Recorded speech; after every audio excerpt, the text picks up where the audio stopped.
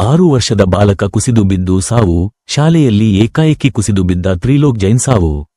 ಪ್ರಿಯ ವೀಕ್ಷಕರೇ, ನೀವು ಇನ್ನೂ ನಮ್ಮ Insight News 14 YouTube channel subscribe ಮಾಡಿಲ್ಲವೆಂದರೆ ಕೂಡಲೇ ಸಬ್ಸ್ಕ್ರೈಬ್ ಮಾಡಿಕೊಳ್ಳಿ. ನಮಸ್ಕಾರ ವೀಕ್ಷಕರೇ, ಶಿವಮೊಗ್ಗ ಜಿಲ್ಲೆಯಲ್ಲಿ ಒಂದು ಅತ್ಯಂತ ದುರದೃಷ್ಟಕರ ಮತ್ತು ಎದೆನಡುಗಿಸುವಂತಹ ಆಘಾತಕಾರಿ ಸುದ್ದಿಯೊಂದು ವರದಿಯಾಗಿದೆ. ಶಾಲಾ ಆವರಣದಲ್ಲಿ ಸಹಪಾಠಿಗಳೊಂದಿಗೆ ನಗುನಗುತ್ತಾ ಆಟವಾಡುತ್ತಿದ್ದ 6 ವರ್ಷದ ಪುಟ್ಟ ಬಾಲಕನೊಬ್ಬ ಏಕಾಏಕಿ ಕುಸಿದು ಬಿದ್ದು ಸಾವನ್ನಪ್ಪಿರುವ ಕರುಣಾಜನಕ ಘಟನೆ ನಡೆದಿದೆ.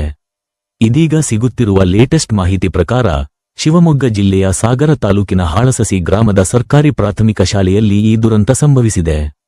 ಕೊಡನವಳ್ಳಿಯ ನಿವಾಸಿಗಳಾದ ಗೌತಮ್ ಹಾಗೂ ಶಿಲ್ಪಾ ದಂಪತಿಯ ಪ್ರೀತಿಯ ಪುತ್ರ ತ್ರಿಲೋಕ್ ಜೈನ್ 6 ವರ್ಷದ ಬಾಲಕ 1ನೇ ತರಗತಿಯ ವಿದ್ಯಾರ್ಥಿ ಹೃದಯಾಘಾತದಿಂದ ಸಾವು. ಯಾವಾಗ್ಲೂ ತರಾನೇ ಇವತ್ತು ಕೂಡ ಬಾಲಕ ತ್ರಿಲೋಕ್ ಅತ್ಯಂತ ಸಂತೋಷದಿಂದಲೇ ಶಾಲೆಗೆ ಬಂದಿದ್ದ. ಶಾಲಾ ಮೈದಾನದಲ್ಲಿ ತನ್ನ ಸ್ನೇಹಿತರ ಜೊತೆ ಆಟ ಆಡ್ತಾ ಇದ್ದ.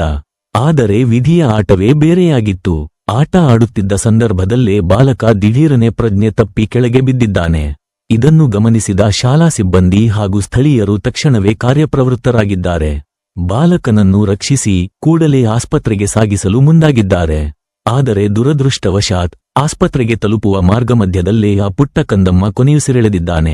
ಆಟವಾಡ್ತಿದ್ದ ಮಗು ಇದ್ದಕ್ಕಿದ್ದಂತೆ ಕುಸಿದು ಬಿದ್ದು ಸಾವನ್ನಪ್ಪಿರುವುದು ಇಡೀ ಜಿಲ್ಲೆಯನ್ನು ತಲ್ಲಣಗೊಳಿಸಿದೆ.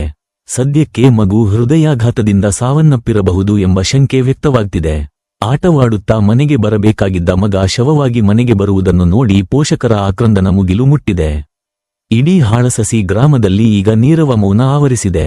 ಮುಂದಿನ ಅಪ್ಡೇಟ್ಸ್ಗಾಗಿ ನೋಡ್ತಾ ಇರಿ ಇನ್ಸೈಟ್ ನ್ಯೂಸ್ 14.